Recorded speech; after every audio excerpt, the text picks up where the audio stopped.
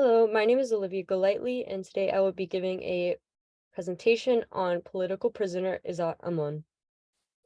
In terms of a broader context within Tajikistan, within recent years, Tajikistan has had a few violent crackdown on political protesting and activism.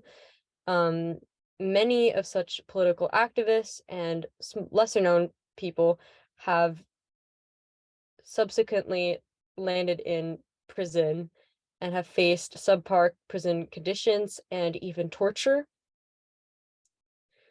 Today we'll specifically be talking about Izzat Amon. However, he can be seen as a window into the larger issue of political imprisonment in Tajikistan. As for a table of contents for my presentation, I'll first give a brief background on Izzat Amon. Second, his time as a human rights activist. Third, his government criticisms that may have contributed to his prison sentence. And fourth, the story of his imprisonment and his current whereabouts. As for background, I'd first like to discuss his early life and education.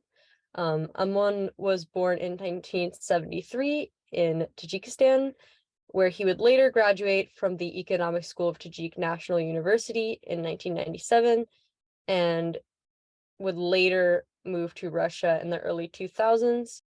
Though Amon doesn't necessarily see himself as a politician, I'd like to give a brief outline of Amon's political involvement. Starting with 2013, he was the leader of Tajikistan's Youth Party ahead of the 2013 presidential election. Before 2018, he would represent Russian migrant organizations in the annual OSCE conference in Warsaw. Later, he created the Migrant Workers' Party called Change, Reform, and Development in 2019. And finally, he gained a large political following when he used his foundation to create specialized pandemic funding in 2020. As for part two, activism, I'd like to discuss what is arguably seen as one of Izzat Amon's greatest accomplishments in terms of activism, which is his Center of Tajiks in Russia.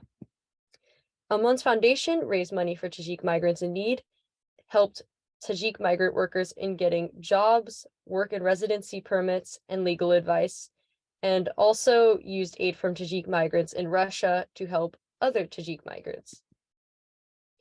In terms of public support, he largely gained support through his pandemic aid for Tajik migrants, in which many said that government aid was slow and unsatisfactory, thus creating a lot of public comparisons between the aid of Amon and that of the government. And second, he has often been compared to an activist in Russia named Navalny. This has largely come after his many YouTube videos in which he publicly criticized the government, one of which videos, titled "Why Does the Government Forbid the Hijab?" gained over 70,000 views, showing the reach that Amon would gain throughout his career. In terms of government criticism, as for Amon's criticisms of the Tajik government, I'd like to state a few.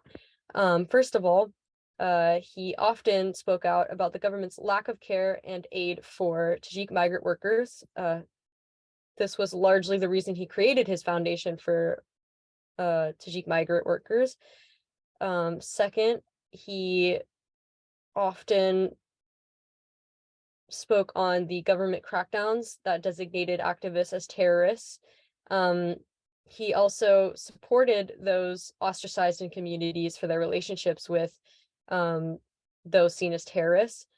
Third, he often discussed what he saw as a failure to aid migrants during the pandemic and thus created his own aid, as stated before.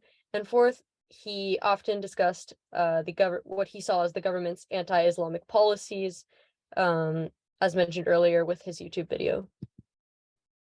Lastly, I'd like to talk about Amon's imprisonment and his current whereabouts. I'd like to give a brief timeline in terms of Amon's disappearance in 2022, starting off on March 4th. Amon was accused of illegal employment in Russia. In March 16th, he was then court-ordered with threat of deportation, and shortly after, Amon was detained by Russian police. However, his family was not notified, therefore causing many people to question his disappearance. Before just 2 days later, Amon was found to be imprisoned in the capital of Tajikistan. In regards to his initial accusations, Amon was accused of financial fraud, according to Article 247 of the Criminal Code of Tajikistan. These fraud allegations came after he supposedly did not provide legal services after being paid to do so, and the alleged fraud amounted to $10,000. As for the court ruling, in October 2021, he was found guilty of fraud and sentenced to 9 years in prison. Until later on in June 2022, he was further charged with fraud on a grand scale and sentenced to 6 more years in prison. In regards to his current whereabouts, Izzat Amon, who currently remain imprisoned in Tajikistan. Unfortunately, by June 17, 2022, Izzat Amon had chosen not to continue the litigation. And in regards to the subpar conditions of Tajikian prisons, Amon has also allegedly been denied family visitation rights as a result. And this concludes my presentation on Izzat Amon.